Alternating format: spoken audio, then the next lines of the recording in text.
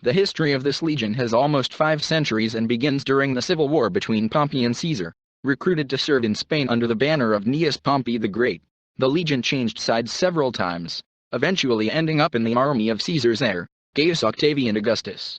After the death of Mark Antony in 30 BC and the establishment of sole power in Rome, the number of legions in the army was almost halved, but the Second Legion was lucky to become part of the standing army of the empire.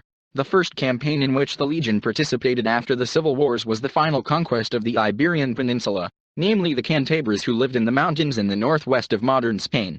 Despite the fact that 8 legions participated in the campaign, it took the Romans 10 years to finally pacify the region.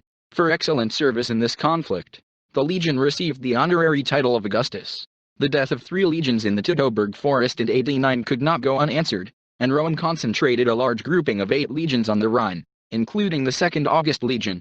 In the period from 14 to 17, the Romans carried out a series of punitive campaigns and inflicted a number of heavy defeats on the Germans. The standards of the legions lost in the Teutoburg forest were repulsed. However, despite the brilliant victories, the Romans did not create a new province. The Rhine River was defined as the border of the empire, along which the legions were placed. The permanent base of the 2nd Legion was Argentorat, modern Strasbourg. In 43, the 2nd Augustus became one of the 4 legions that took part in the invasion of Britain. Under the command of the future Emperor Vespasian, the legion took part in the Battle of the Midway River, where the Roman army defeated the combined forces of 11 tribes.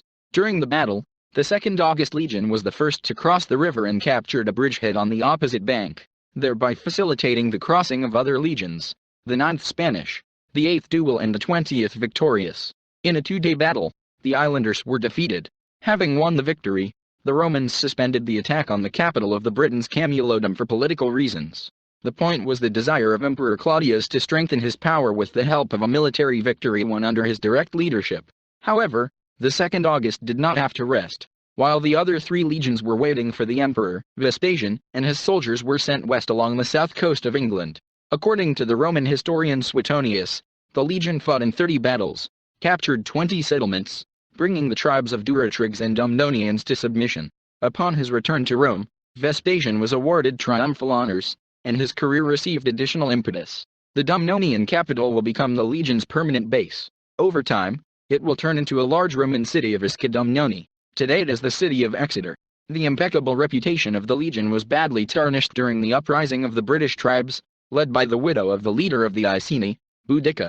The governor, Suetonius Paulinus, informed that the number of rebels exceeded 100,000 people, convulsively concentrated all the forces he could. A messenger was sent to Postum, who commanded the 2nd August singing, but he ignored the order.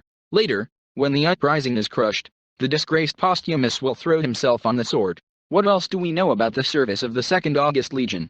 Until 290, part remained on the territory of modern Wales. During the construction of Hadrian's Wall from 122 to 136, separate cohorts were sent to the north to take part in the work.